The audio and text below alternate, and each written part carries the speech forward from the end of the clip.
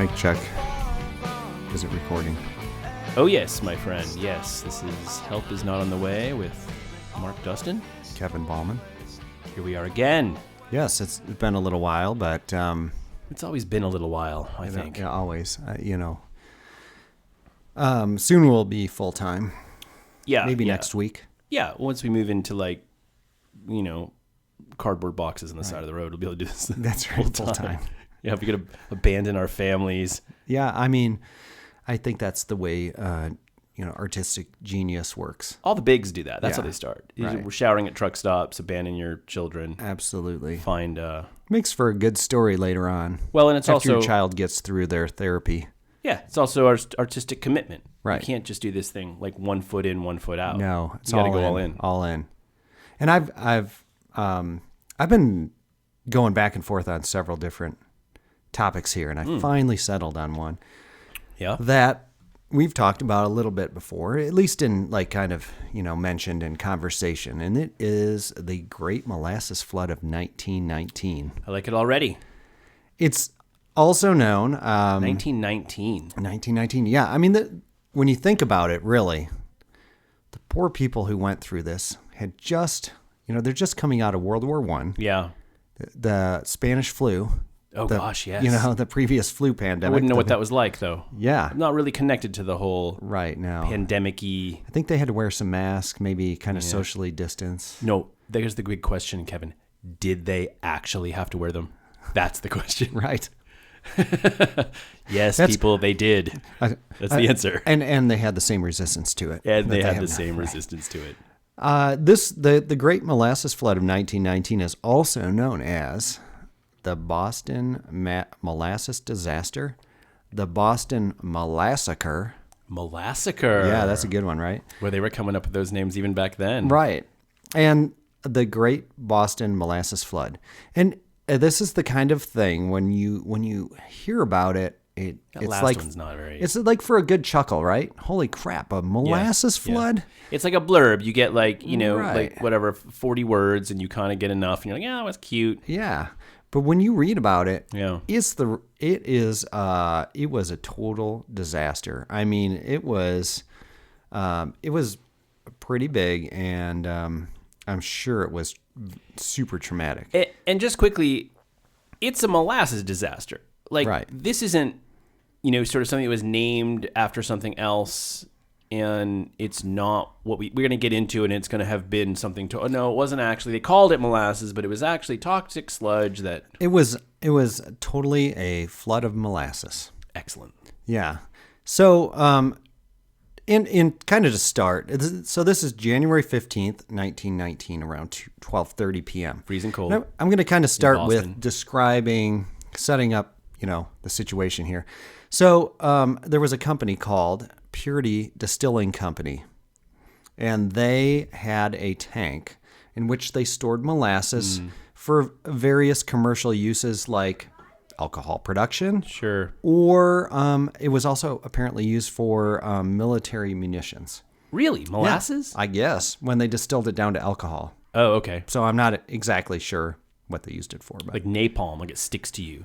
Yeah, or I don't know. I mean, I guess alcohol, really like pure. Yeah, like denatured kind of stuff. Yeah. It maybe has some other kind of commercial purpose, industrial purpose. But the tank itself is 50 feet tall and 90 feet in diameter. Okay, 50. That's big. Yeah, that's really, really big. Holds about 2.3 million gallons of molasses, or it was somewhere between 12 and 14,000 tons. And this had been like a wooden tank, probably. It's a metal tank. Metal. Okay. Yeah. Okay.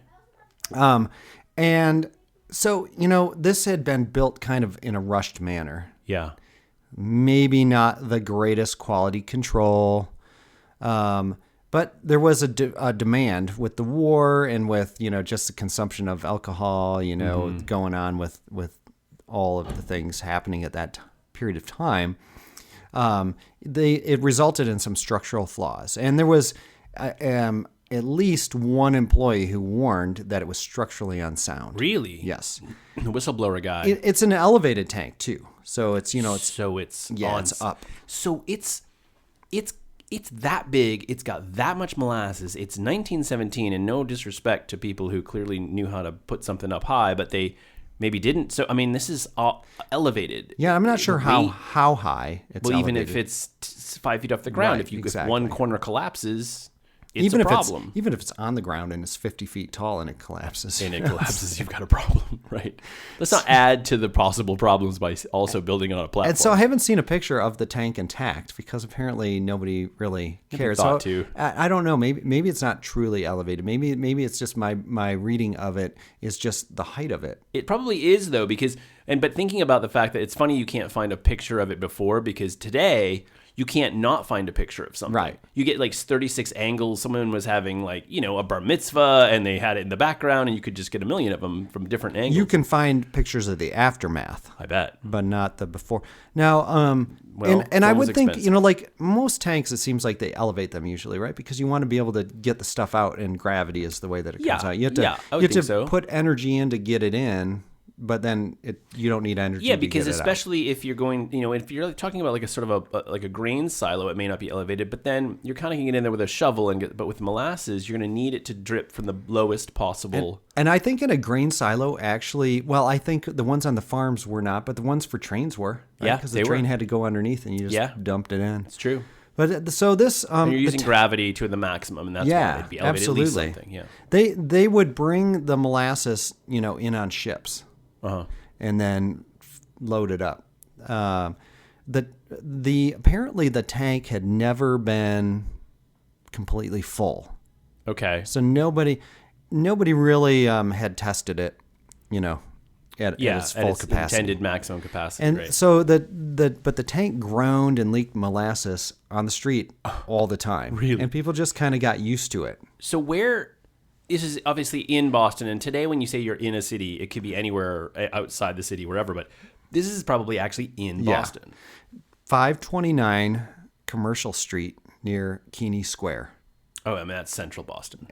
And they were using it to create alcohol, and then they were offloading the molasses. They were offloading it from ships and then storing it for later transfer by pipeline to the Purity ethanol plant situated at Willow Street and Evertees Way in Cambridge. And so this is a time period where in most industrialized cities, and certainly in America, people were really living right up against industry, right? You didn't have these zoning. Now, if you go to downtown Boston, it's either financial buildings or apartment buildings.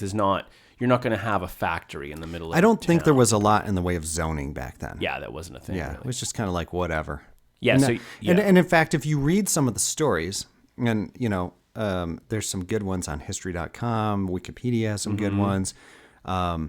You can read about some of the things, like some of the people who were in this, what they were doing. There's like a fire station. There's some houses, people sleeping, like a guy who works at a bar. He's sleeping in after a late shift.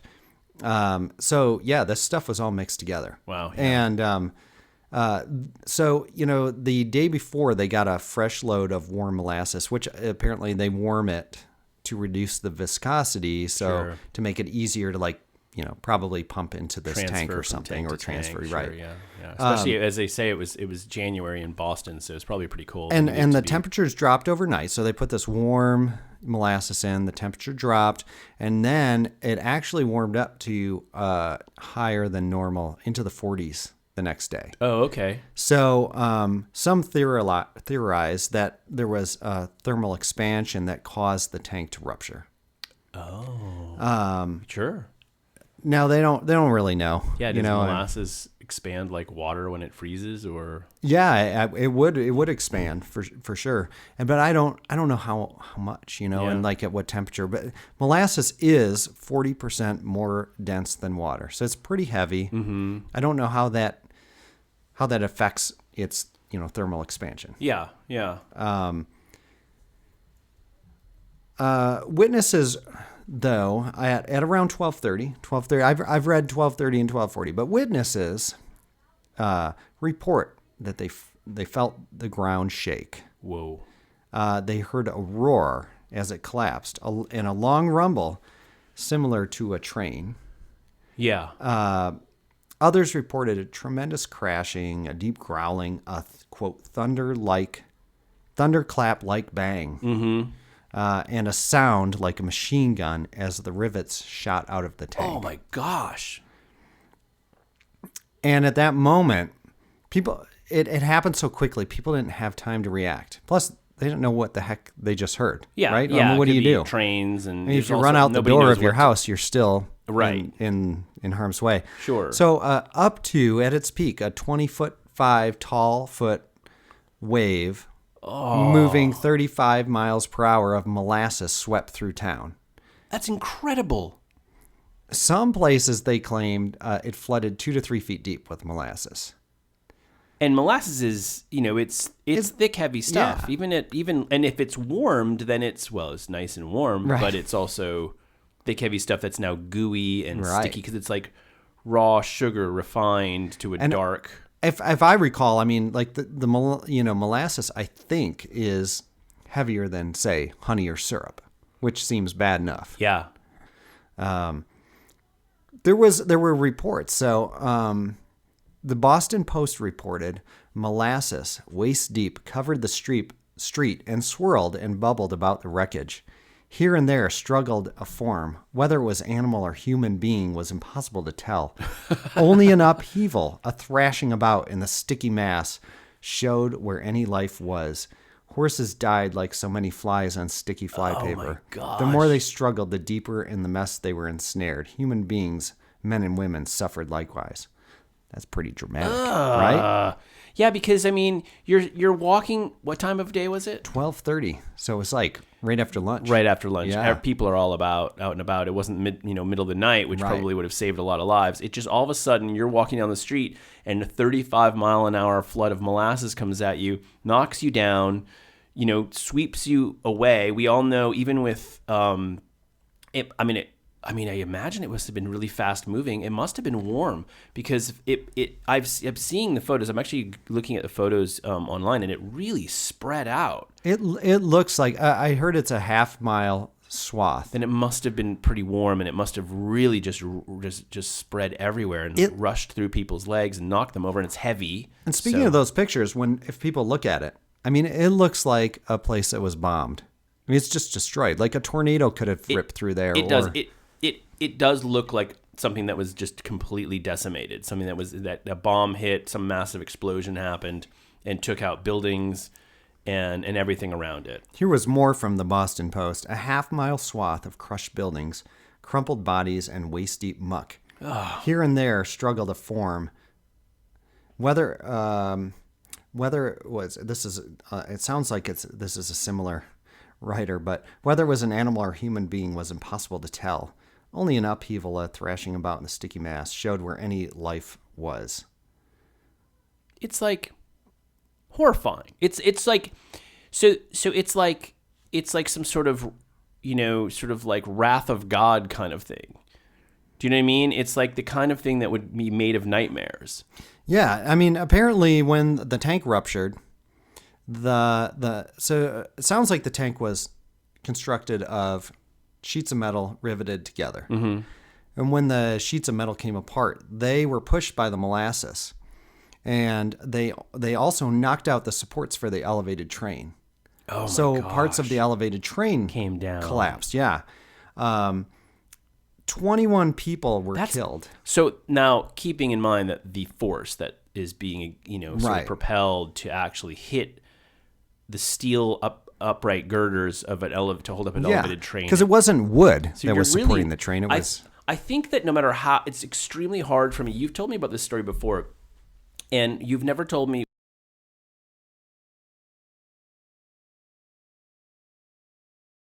this thing, and I'm like, that's kind of quaint and that'll be cute. Right. What a funny little aside, and it must have a really fun story around it. But it sounds just terrifying. Yeah, I think that when you first mention it, it's kind of like, haha, the Great Molasses Flood. And it is. I mean, it's like I drowned in syrup. Yeah. I mean, it just sounds ridiculous. And, I mean, it's kind of like we had talked about the ridiculous ways to die. This is pretty ridiculous way to die. It's one you do not want. I mean, what is on the headstone here? I mean, this is a really tough one for your sort of relatives and friends and family to explain when they're being asked without someone sort of snickering when you tell them the truth. And I guess you get far enough removed, and you can say your great-great-great-great-grandfather died in the Great Molasses Flood, and that is kind of like, well, tell me more. That's pretty interesting, right? Well, that's the thing where I was saying, I mentioned before we had a cutout, that's what I lead with yes. now. And if my great-great-great-grandparent died in this thing,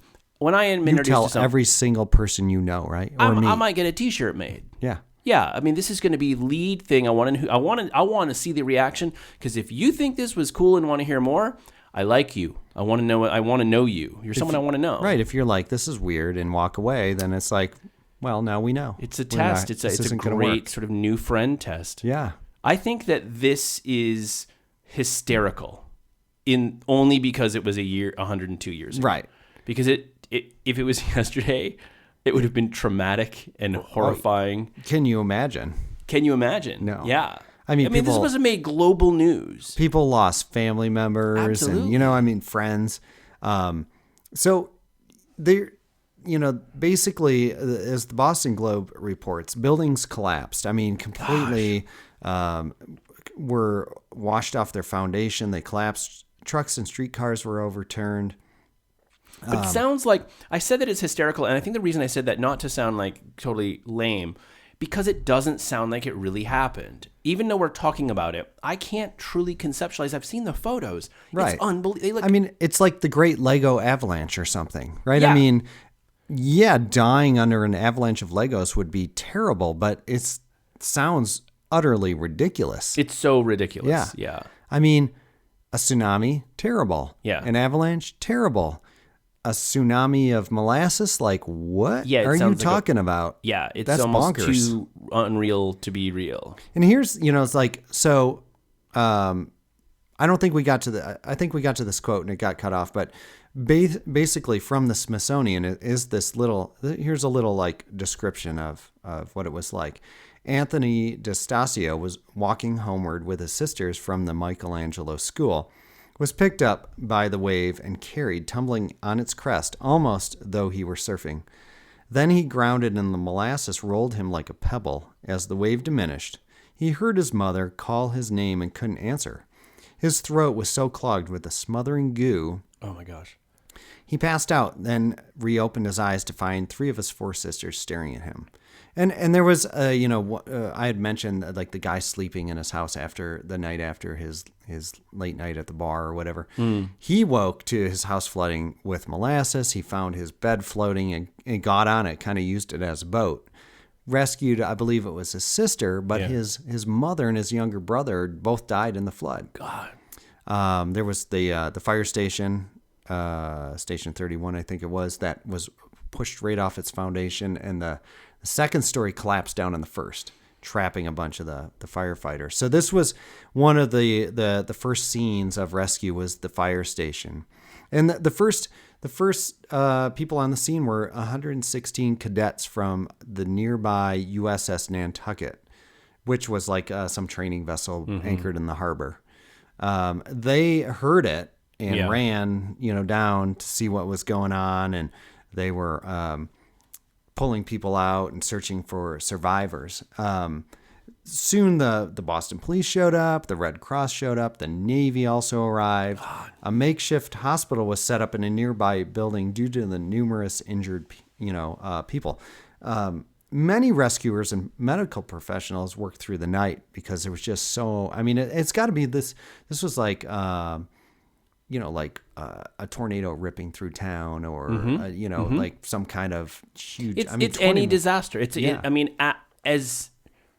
As strange as the catalyst is, as odd as it is to say a flood of molasses that was so great that someone could ride the crest of it, right? As though it were a wave. Was a wave, like surfing. Yeah, it's still ultimately a disaster. And when a disaster happens, it really doesn't matter what the reason for the disaster was. It's a disaster. It's a disaster. And the search for survivors went on for 4 days. Oh, my goodness. Some of the dead were hard to recognize, so covered in molasses. Yeah. Some victims... Well, and I mean, they drowned in it. You breathed it in, and it probably wasn't hard to drown in it because it was this sticky, gooey mouthful. It's not like you could just cough out water, or whatever. Yeah. It's like... clogged in there and hardening. Imagine trying to like sort of resuscitate somebody, get the water out of their lungs or get the water out of their throat. Yeah, how do you get the molasses out? How do you do that? I don't know. Many rescue. So the many of the people. I'm not sure how many victims, but victims were swept into the harbor and weren't found for months. They just sort of like got caught in the tide or sucked under. Swept out. Wow. To reiterate, 21 were killed, 150 injured. I guess a bunch of horses died too because horses were in use in downtown Boston at the time. Oh, and can you imagine the tragedy of that? You talk about debris sweeping through. You start to sweep debris under the legs of horses, and they're going down. They break a leg. They're drowning in molasses. What a disaster! And beats the glue farm. Yeah, the glue factory. Yeah, right. I mean, what do you do with all this stuff? Yeah. That's always a thing, when you see the tsunamis and things like that have happened, and you watch that massive amount of debris just push through and everything, and that you just look at it like all of this is now useless garbage. Right. It's all just parts of parts. It's all just toxic. It's going to just get left there or swept out to sea. What do you do with this? Right. Yeah. It's like truckloads of garbage being sent somewhere. And in modern times, they probably have to sift through what's truly toxic, right? And I'm sure they just took it someplace and dumped it. Now it's like some neighborhood, Yeah, right. It's just, your house, your $1.5 million Boston brownstone is that little Massachusetts ski hill. It's like a pile of great molasses flood debris. I didn't think my grandmother lived in this neighborhood. She never mentioned there being a ski hill here. So, in the aftermath, so this is kind of almost equally interesting. So the Purity Distilling Company had been purchased a couple years before this happened by the United States Industrial Alcohol Company, also known as USIAC. Almost harder than just saying it. That's one of those rare acronyms that doesn't make it easier to say. The citizens, though, brought a class action lawsuit against the company, something like 100 lawsuits against them. Wow. But the U.S. Industrial Alcohol Company tried to claim that anarchists had blown it up. Whoa. Quote, evilly disposed persons. Mm-hmm. Sounds kind of familiar, doesn't it? It sure does. I mean, people don't change. That molasses raid at the Capitol recently? Right, yes, exactly. I mean, it was obviously Antifa. I bet Antifa did this. Yeah. But there had been some, apparently there had been some, this is what it said in there. There was an Italian anarchist group that had threatened to blow it up. Really? Yeah. But so they knew it was a threat too. They knew it was a target, and it was I don't think they really thought it was much. I don't know. I wonder. They obviously it sounds like they just didn't care. Really, a corporation? Are you kidding me now? Come on, Kevin. Industrial era corporation doesn't care. They cared. Modern, really? They said they cared. They do that, don't they? The lawsuit took over 5 years. Wow. Closing arguments took 11 weeks. There were 20,000 pages of conflicting testimony. 20,000 pages of testimony. It's insane. They would just go around and give $5 to anybody who'd say what they wanted them to say. Right. Just walking around the neighborhood going, hey, the UAIOCTQ wants to see if we'll give you molasses for life. We'll give you molasses for life. And, it looks like by your look of your floor, you've got molasses for life. We'll let you keep it. Yeah. We're not going to charge you for the molasses that you've got in your house. Otherwise, we'll send you a bill. And by the look of it, you owe us about $300 in molasses. Right. Which in today's terms is like $50,000. Yeah, right. The state auditor Hugh W. Ogden, that found guy. USIA at fault, guilty of poor planning and a lack of oversight. All right, there you go. Nicely You don't done. say, right? Really? Like groaning, creaking, leaking molasses on the street. On the street. Right. Like just no sense of like this might not be good. Every Plus, time food you safety. saw a group of dogs on the street, all stopped in the same place. Just licking the ground like over and over again. It was the molasses. Or someone out there like a grandmother scraping the ground with like a batch of almost completed chocolate chip cookie dough. They probably underneath put a their little arm. cup out there, a bucket underneath the drip, Seriously. collect a bunch of molasses. Yeah. That's why the neighborhood didn't complain. They got all their molasses All for free. molasses for free. People do anything for They, molasses. oddly, this neighborhood became known for their chocolate chip cookies. It's the first time's free thing. You know? Right. We're just gonna like let a little drip out so people get a taste for That's it. You know, right. get a taste Our for molasses. Our molasses is the best. As soon as they know, it's like They'll marketing. know. Right. That was like marketing. You're like, It was guerrilla Oops. marketing back in 1919. that marketing plan drip a went little bit out awry. of the vat for people to lap up on their way to It was a work. marketing plan gone awry. Yeah. Right. Oh, how luckily it doesn't happen often. That's right. What they determined was it was not anarchist. It was not blown up. The steel was too thin and the rivets were flawed. Engineers knew it, but the rush construction, kind of caused them to ignore those things. They had to pay $628,000 in damages to the families, which resulted in the math came out to about $7,000 a victim. Jeez. Which I think at the time was kind of a lot of money. Yeah. I mean, it obviously It would have been a lot of money. obviously it's like Still. you couldn't give me $1 million for my kid, but Right.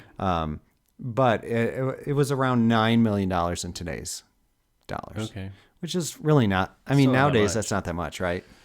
Yeah, I mean, and also, it is that weird calculation of what a life is worth. You do end up in all of these situations. Right. At some point, someone has to go, A your human uncle's life is worth or, $32,000. your mom's life is worth X, and it's Right. just sort of like, really? Yeah. I mean, it doesn't really help me. I mean, I guess in some people's cases it does, because if it's the breadwinner of the family or something to that degree, Right. you're at least maybe not destitute. But for somebody who maybe lost their child, Yeah. for instance, it's like, well, this isn't going to help me No. in any way. And the $2,000, thank you very much, or the $7,000, Right. thank you very much, it is that weird sort of human need to calculate life just because. Yeah, I heard negligence. another podcast about that exact same thing, and I can't remember what it was about, but it was some kind of thing where there was like a flaw, or maybe it was like one of those car things, like was it the old Corvair or something that would, Yeah. or maybe it was the pickup trucks that Yeah. were exploding when they got rear-ended, but Oh, yeah. somebody had to go through and determine what a human life was worth. Yeah. for the payout. But And it's especially different when you're talking about. I wonder if it's different when you're talking about a large amount of people, because right now, obviously, we're having. I mean, people are killed all the time, and right now we're having we're not really having a rash of it now, but we're having a rash of sort of spotlight on police crime against black people, often murderers. and we're also we've just had a whole bunch of mass shootings. We've just had a whole bunch of mass 3 or shootings. 4 of them in a row. So when the city is responsible because a police officer shot Right. and killed somebody who was unarmed or certainly should not have been killed, it's like, you might get $2 million, and that's terrible, of course, because Right. you can't put a price tag on a life, and the pain resonates far beyond that person, that person's family, and et cetera. But then if it's like 21 people, well, the city's not. I mean, it tends to sort of like diminishing amounts per person too. So Right. it's like, well, because your family member was killed and they were just like by themselves, You get a lot more. you're gonna get $5 million from the city of Chicago, but there were like 30 of you, so You're only going everyone's to gonna get like, 10,000 each. 15 20,000. grand each Yeah. or something like that. Well, and so you had there's a couple things to kind of finish this up. One is, I think the true problem, the true issue here was that human beings were involved, Yeah. and that's always a bad way to start, is with people. Yeah. Oh, yeah. You mean like because there was the human factor in trying to Humans built it, humans maintained it or didn't, Mm-hmm. and humans ignored it. humans calculated Right. the risk versus cost of Right. doing it right. Yeah. Mhm. Yeah. But And then finally, you asked about the cleanup. And so they use salt water pumped from a ship and sand to help absorb it. Now, the immediate cleanup, the cleanup of the immediate area took weeks and involved something like 300 people. And the harbor was brown with molasses for months. I was going to into say, summertime. It's almost a little bit surprising there's not some morbid Boston tradition to dye the harbor brown. Maybe it's a different color. To dye the harbor brown every year. It's like it's kind of like St. Patrick's Day, but instead of dyeing it green, they just if it had been any other color, we could have turned this into a holiday where we could get drunk. This is just gross. And make cookies.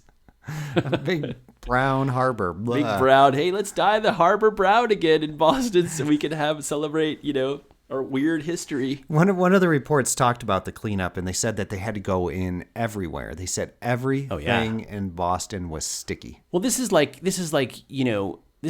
sand at the beach. It gets in everything. It's right? everywhere. Right. I mean, 2 weeks later, you're washing a part of yourself, and you're like, wait a minute. I know I've gone over this before. Why is there sand here? You go on vacation to like Florida or California, and you come home to your house in Topeka, Kansas, and you take out swim trunks 8 months later, and sand falls out on the floor, and you're like, what the heck? Yeah, and if it's like your kid, you're going to find sand for weeks between their toes. You still have sand in your ears. Yeah. Like, why is there sand up here? How could that possibly be the case? So, that was a pretty crazy story, and apparently, they did have like 100-year celebration and remembrance, and there's a placard about this and everything like that. So it is known, but I first read about this, I don't know, maybe 2008. So they had 100-year in 2019 they did it. Oh, that's interesting. And I didn't know about that, but I had read about it years ago, and it kind of caught my eye. I was like, well, hey, this is kind of funny. Haha. Great molasses flood. Then I looked at the pictures, and I was like, holy crap, this is insane. Yeah. And then I bought a book called The Urban Guide to Moonshining, which is a pretty cool book. Like if you like whiskey and stuff, it's a pretty interesting book. And it had a whole section on this, which even piqued my interest a little more. And then just the other day when I was trying to figure out what to do for this podcast, this popped into my head, and I said, that's the one. And was help on the way? In a certain way, yes. I mean, obviously people came to the rescue, but this whole thing was ignored. Yes, that's where help was not. How long? Right. I mean, this didn't even have to happen. Yeah. This is one of those. This is one of the topics. This is one of the sort of the ways we look at help is not on the way from an abstract perspective, and say, well, help wasn't on the way long before anybody knew their help would be needed. Right. Do you know what I mean? We wouldn't have had to have 116 cadets in the Red Cross and the Navy, and if somebody had done their job. Yeah, and this whistleblower had been listened to. Right. If anyone had walked, I mean, how many people walked around that thing every day? And we said, like you said, listening to it groaning and creaking, seeing and molasses dripping out. Boston was a relatively small city at this time. Somebody with some knowledge of something walked by that thing in the years previous and saw it dripping. Being in like an Italian area. Oh, and I wonder if that definitely would have affected it. I mean, they were a subspecies in America for a long time. I mean, that's why the immigrant population there was always been tiers of people who were lesser thans, and for a long time the Italian population I don't know who would have been at the top of the hierarchy in socioeconomic status, but if the person at the top had said, hey man, there's a vat of molasses down the street that creaks and groans all the time and is dripping molasses, people might have gone and checked it out. It wouldn't have happened if it had been near the Rockefeller of Boston's manor of some sort. That wouldn't have happened. So anyway, that's the help is not on the way. What do you got? When we talk about abstract, this is abstract too. I don't think it is as abstract. Maybe it is. I don't know. I didn't really think whether or not it was. I just felt like this is why I decided to do what I'm going to do. I am going to talk about a guy named Bon Scott. You know him. Most people know. I'm not sure how many people will know him. A lot of people will, but a lot of people won't. But everyone will know his band. His band was AC/DC. For those who just sort of casually have heard of them and like them because they were a big band, they know Brian Johnson, their singer, but Bon Scott was the previous singer, and most people who have any knowledge of music will know that Bon Scott was the singer for AC/DC before Brian Johnson. But most people will not know. They might know he died, but they may not know a lot about him and the circumstances. And I came across this story really quite a long time ago. I would say around 2010, I think I first started, reading about him and his story, which is really fascinating. I have been to Fremantle, Australia, and I've seen his grave site. But I never really dug into it for a long time. But the thing that really captured me about reading his story, because it's late, and you're just lying in bed, or you're just sitting there at your computer, you're kind of bored and you want to take a break and look at something, and a name pops in your head or a topic, and you're like, oh, Bon Scott. I don't really know that much about his story. And you dig into some Wikipedia stuff and a few other resources. And it's incredibly fascinating how often you find something really interesting you just didn't know. Well, what I found, and why I kind of categorize his story as help not being on the way, is because in a way he's one of those human beings that just in a sense couldn't let success, life, greatness happen to him without dying in the process. And was he self-sabotaging? I mean, was it like... There was some of that. Yes, he was that. But, you look at how hard it is to make any money in this life. Yeah. And certainly if you're interested in it, becoming famous. Right. And if you're a musician. And becoming famous as a musician of some sort. And making money as a musician. And you're in like remote Western Australia in the 60s and 70s. Yeah. Your options are few. That's not where the popular rock music was coming from. They don't, that's right? not, the A&R guys aren't hanging out at the corner. They're going like, where's the next big thing? So I always call him the consummate loser, which I don't mean that as a true disrespect thing, because he clearly was talented and everything. But the reason I call him a loser is because of the story. And this is the story. So for those who may not know this, and this is really what actually brought this to my attention, was I was looking at AC/DC in 2010, and they had just wrapped up their Black Ice World Tour, and reading that they had sold over 5 million tickets globally between 2008 and 2010 on World Tour, and the tour grossed around $440 million. Wow. So you're nearing $500 million. That's huge. Gross. So, and I got to thinking, but Bon Scott didn't get any of that. Like, he didn't get to take part in any of that. Not one dime probably went to his family. It wasn't even record sales. So, so this is his story, and I looked into it a little bit, and I think it's really fascinating. So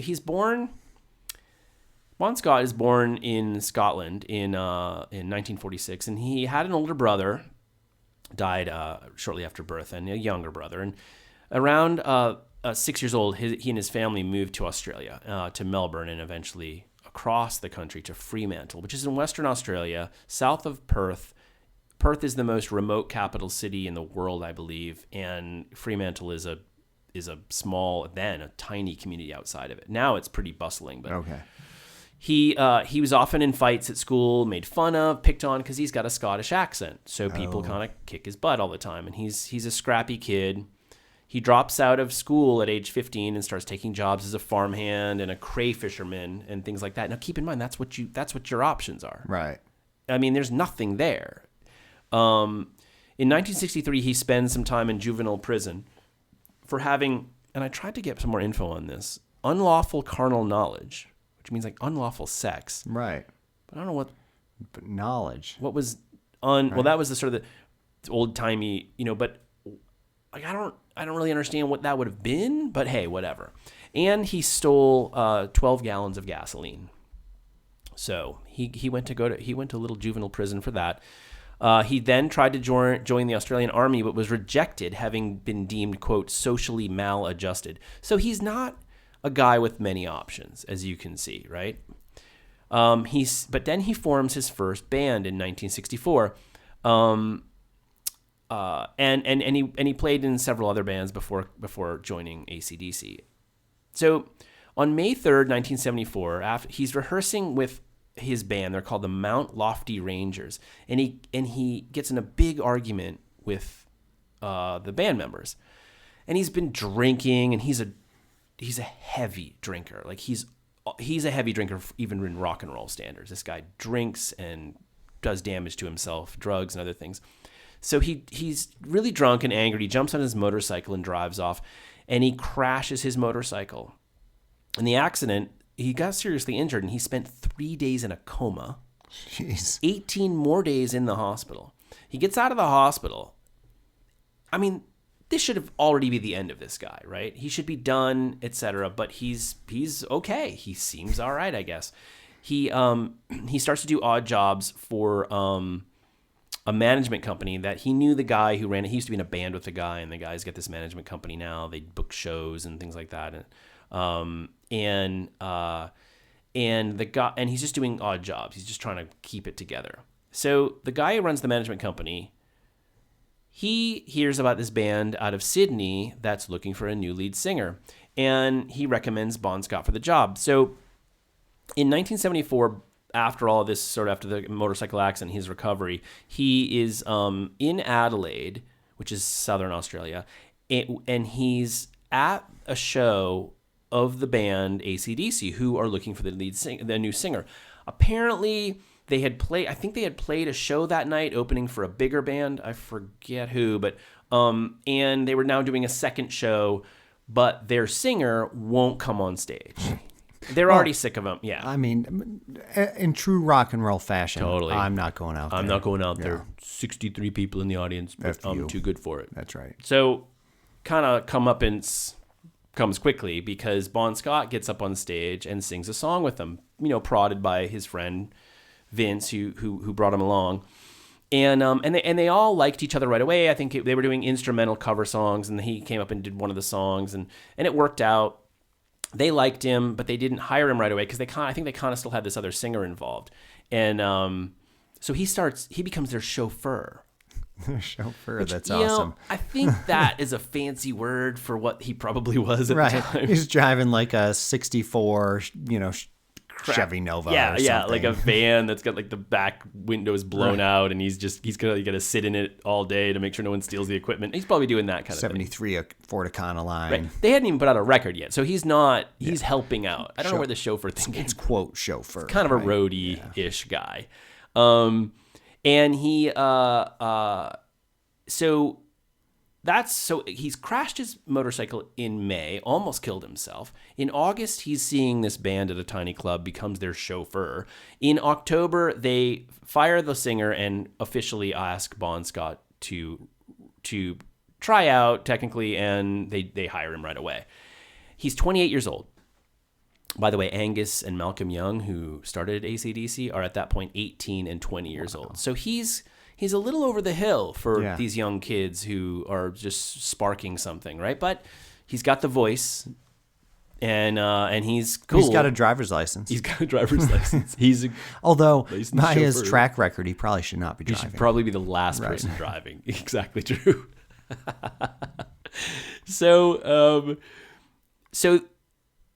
just sort of in the grand scheme of speed of how things used to happen back then, it's so much faster than now. So their first LP, High Voltage, is released in Australia just 5 months later. So beginning of 1975, their first album comes out, and it's not long after that their record, which is really well known, Dirty Deeds Done Dirt Cheap, which is a great record. Yeah, I mean, these are both great records. Come out, and Dirty Deeds, after a little while, starts to reach America. It took a while, but it gets over there. People pick it up, and they start to get some international success, right? So things are starting to look pretty good for old, Bon, who didn't really have many options in life. Yeah. But don't forget, he is still a serious alcoholic and drug user, and he actually is in 1975. Things are starting to work out for him, but he's hospitalized for a drug overdose. Oh, geez. At the time, he bragged to a friend that he's got a couple of kids that are literally, there are 2 women pregnant with his children right now that came to visit him in the hospital and don't know about each other. He's bragging about it. He's not, don't get me wrong. He wasn't high art, and he wasn't high, his sort of who he was not, he came from a pretty rough background and was very, I don't know how you put it, but right. not cultured, let's just say. And it was a very different time also. So in 1979, Highway to Hell comes out, and they break into the U.S. Billboard Top 100 and eventually reach number 17, and they really just become rock stars. It's really just going great. So things are really, really great, and when things are really great for people like Bon Scott, you gotta something's gonna go wrong. Right.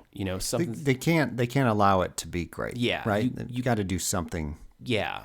To change that. And to his credit, he didn't really change anything about himself. He didn't just do something ridiculous that it was out of character for him. He did something completely in character for him. He was in London in February 1980. I think that they were working. I think they'd been doing some shows, but they were finished up and they were working on songs for their next record. And they'd only done a couple of songs, and Bon Scott had been working on drums. He hadn't written lyrics, and he hadn't recorded any vocals. He was drumming. That was all going to come later, I think. He was procrastinating. He was drinking. He was having a great time. He was living the high life of a rock star. And Angus and Malcolm were recording. So he on February, so this is early February, like the 13th, he's in the studio with them, with Angus and Malcolm. And on the 18th, he goes to this club, which is called Music Machine. It's actually known as Coco now. It's changed names. And I've been to this club in Camden in North London. And it's a cool place. And I don't know what he was doing there. There's a show, and he's out there with some people, and he just gets, for a guy who gets wasted, he gets wasted. Oh, geez. He gets beyond drunk. And he's with this guy named Alistair Kinnear. I guess he knew him. They were friends or something. And Kinnear, at the end of the night, Kinnear drives, and you can imagine, I doubt Kinnear was sober himself. He drives back to his house in London, which is in South London. So long drive back to Kinnear's house. This is February in London, and it's noted that it was really, really cold that night, like really cold. So Kinnear, being like a solid friend, leaves him in the car to sleep it off and goes in his own house on a freezing cold. I think it dropped below freezing that night in London, as I read. Good decisions all around. Right, like good people, quality people, good decisions. He doesn't wake him up and even carry him into the house. He leaves him in the car on a freezing cold. They didn't have the entourage with him, who was, He needed his handler. Yeah. He should have had his handler with him to carry him into the life in hindsight. So so Scott's passed out in the back seat, and he is so unconscious. He is on his back, and he begins to throw up, and he doesn't reflexively lean over and, sort of what any of us would do because he's so out of his mind drunk, and he drowns in his own vomit. The classic of classic rock and roll stories. Right. I mean, even Spinal Tap makes a joke about someone drowned in someone else's vomit, I think, in Spinal Tap. I think that's the joke there. I think that is the joke. Yeah, it wasn't his vomit. It was someone else's vomit. Someone else's. He drowned in vomit, not his. And this is another one of those things that, like here we are, we're like laughing, chuckling, but it is truly tragic, right? I mean, this guy is obviously was in need of help. Seriously. And this is a story we've heard so many times. And like, who we just had Dolores O'Riordan recently drown in her bathtub while she was drunk. Oh yeah. And it's so common. And I think you get to that point where you're like a star, and people just like, look at Michael Jackson. Yeah. I mean, they just don't care. It's just like, prop this dude up, make it so he can get on stage again Whitney tomorrow. Houston. Yeah. So many people. You can go across the board, and it's really, really tragic. You're right. Yeah. Yeah, because it becomes, I mean, it's a mix of both these. This person is the decider in the room. They're the boss. They can fire me any second they want to. Sure. If you are one person who's at least trying to be conscious and help, but you may not. You may be shackled by that. Another person may just be along for the money ride, and hey, why mess up a good thing I got going here? Yeah. And other people are just enjoying the paycheck. So right.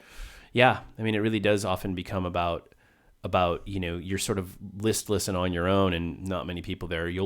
But again, you may not be listening to people. So. Oh, yeah. I'm sure he wasn't. Yeah. There was probably plenty of people who told him. He'd had a lifetime of this, and he was 33 years old, by the way. He wasn't an old man. He'd just 5 years before been almost killed in a motorcycle accident with no future, doing odd jobs for somebody, and now he's in a successful rock band. Well, you got to blow it for yourself, though. You can't change who you are sometimes.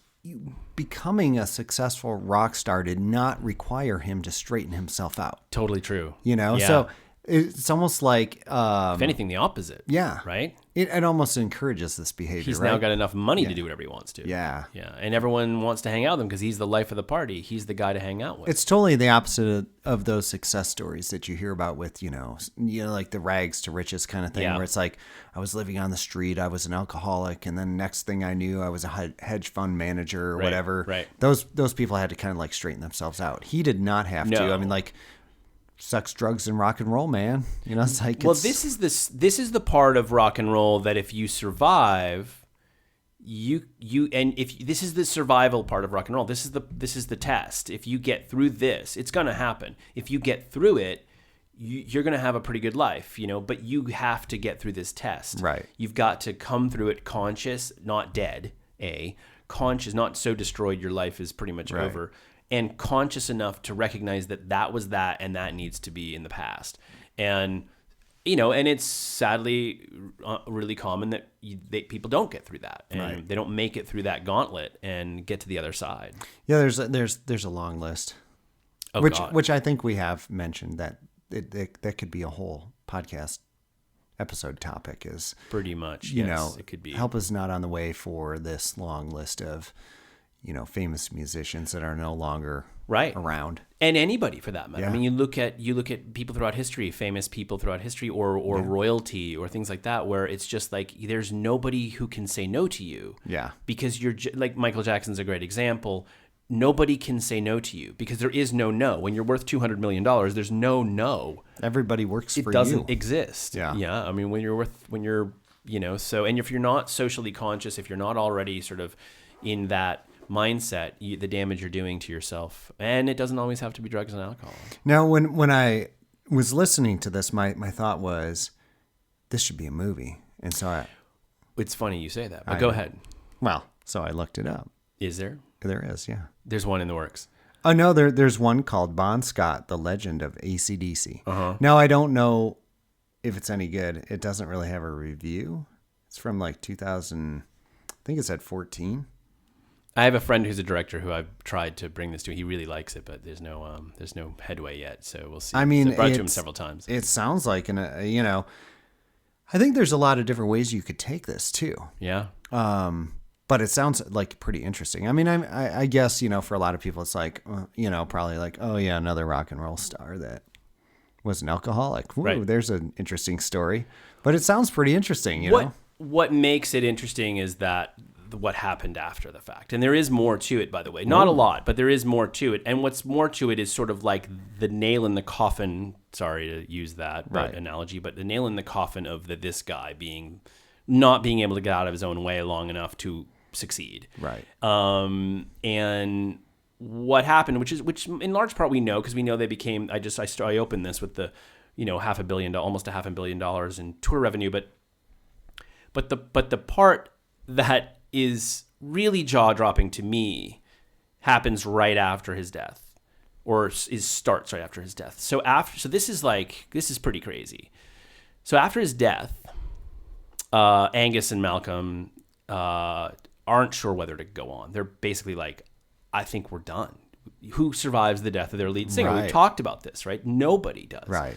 Very few have. Joy Division turned into New Order, right, and AC/DC, and there are a handful, but that's kind of it. Yeah, there's not a lot, especially with someone with such a distinct voice. Right. So, his family actually say to the band, they say, we really think he would want you to keep going, and they really did. They gave them their blessing, including I think his mom. Like, wow. They were like, we get it. Like, you guys have made something. Don't blow it up because of this. Right. And so they they begin considering a replacement. This is where it starts to get pretty wild. They call up this guy named Brian Johnson, who's an Englishman. He's been in a few bands, one band called Geordie, I think, and the reason they call Brian Johnson is because Bon Scott has been telling them for years that this is one of the best singers he's ever heard. Wow. And he's got this Little Richard sound, this Little Richard voice, which Bon Scott always loved and kind of tried to emulate in his own way. And he's always told them, I was on tour with this band in the UK, and we played a couple of shows with this band called Geordie, and this guy, Brian Johnson, best singer, greatest singer, coolest guy in the world. And they're in England. They call him. They literally cold call him. And they go, hey, you want to come down and try out? Brian Johnson, who knows AC/DC and is a huge fan, goes, okay. Yeah. Just sitting at home one day. You can imagine that call. Life-changing isn't even the word for it. It's right. 2 words for it. But so he goes down and meets them, and they immediately jam and hire him practically right away. 3 days after they hire him, he's got a plane. He's a week. He's hired 3 days after they rehearse him, and a week after they rehearse him, he's on a plane to the Bahamas to record a record. Wow! Which is the record they'd already started with Bon Scott, but hadn't worked on. He hadn't done any lyrics or vocals. That record, is named. Okay, this is so the result of the album Back in Black, which whose name was inspired by the death of Bon Scott. He hadn't written any lyrics for it, and Brian Johnson had to come in just with nothing. He had to come in just hearing these songs and writing lyrics for this new band. So this is the thing: the album, which is named after Bon Scott in honor of him, I should say, with lyrics he'd never even started to write and completed by a singer that he'd recommended, went on to be the second best-selling record of all time. It's named after him. He didn't do anything. He died it came out, I think, 5 months after he died. It's certified in the U.S. 25 times platinum and sold worldwide over 50 million copies. And it turned his band into one of the biggest bands of all time, with something like the third or fourth highest, I think it's the third or fourth highest grossing tour of all time in 2010. It made Brian Johnson, who, no disrespect to the man, but would probably be a retired dock worker now or something, maybe he'd have had some success somewhere, but he just removed himself from the equation and handed it over to somebody else. Now, would it have been a huge success?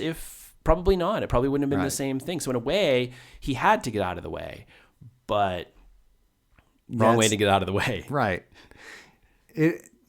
That's truly, there's so many tragic, rock star and performer deaths, but this one is quite the twist because, he he had the tragic death, but the band had this amazing success afterwards with somebody else in his place. With somebody else. Yeah, someone standing right where he should have been. And yes, maybe that wouldn't have been the same success, but he was already bringing in money. The albums were doing well. They were doing cool stuff. But it also it makes you think that, nobody doesn't know Back in Black by AC/DC. No, yeah, absolutely. You have to know it. If you're an American, you probably live in a bubble if you've not heard of this. There's 3 or 4 songs by them that you have to know, and that's definitely they're like so muscle memory. You could probably recite the lyrics without even thinking about it. And it wouldn't be if he hadn't done what he did, and yet he did what he did, which is horrible and so sad and tragic. It's an amazing rock and it's also the consummate rock and roll story. Yes, this is the rock and roll story. It's the one. There are a few, because he checks all the markers: Loser, Not Go Anywhere, Juvenile Detention, coming up beat up in school, a kid that was an outcast, grows up to become this local little hero, but then starts to fade. He's crashed his motorcycle, for Christ's sakes. He even did that. He's in a coma. He's in a coma. He starts to get success. And then he ruins it by dying. And they go on to be massive. It's huge. It's the story to end all rock and roll stories. In a way, it's probably better because otherwise you become Axl Rose and a bit of a parody of yourself, right? And you've got cornrows trying to cover up your balding head, and you can't hit the notes anymore. And I hate to say it, but maybe Axl should have gone to Coco and had some drinks, right? Because they were pretty cool for a while. Right. Which outcome is more tragic? There it is. Which outcome is more tragic? Yeah. Call in and let us know. Right. Call 888-11111. Drowning in your own puke in the back of a car. 888-22222. Or becoming Axl Rose. You should have gone out like Axl Rose. We'll let you know next Hopefully episode. Axl Rose isn't one of the 10 people who listen to this podcast. Oh, right. Yeah, we're going to have a downtick next week. I like Axl Rose. He's a pretty cool guy. Cornrows are rad. Alexander is a fan 50 years old. of Guns N' Roses. Who isn't a fan? You have to be a fan. I know. But you don't necessarily have to agree with the... But there it is, right? Kurt Cobain. Yeah. What would he... Would he have cleaned himself up? Would he be a good-looking... would he look like Laird Hamilton now and be, or would he be bloated and kind of gross and not right? Hasn't written a good song in 22 years, right? Or would he? We don't, drugs will ruin you forever if you're not. It is interesting. It's fun to look at like the possible outcomes. I mean, there's Janis Joplin, there's Jimi Hendrix, but then there's the people who like. I don't know how many years later, 30 years later, you're like, this guy's still pretty cool. There are lots that are really cool. Yeah. Yeah. Or you end up being the guy who drops, or woman or man who drops, who gets, passes on heroin, but becomes addicted to creme brulee. And now you're, just a pasty, sweaty version of yourself.